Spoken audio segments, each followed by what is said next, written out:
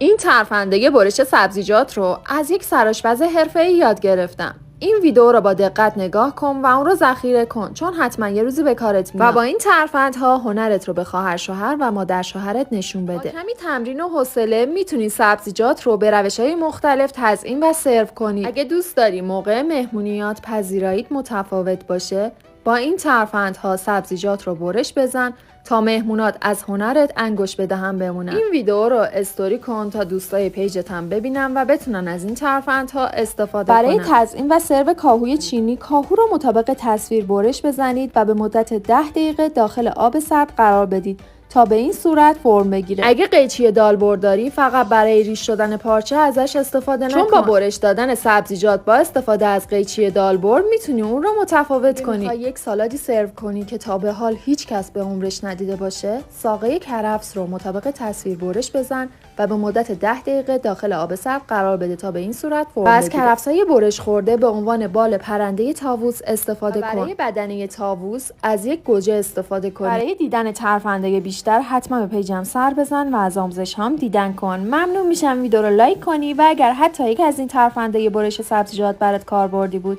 کلمه ترفند رو کامنت کنی.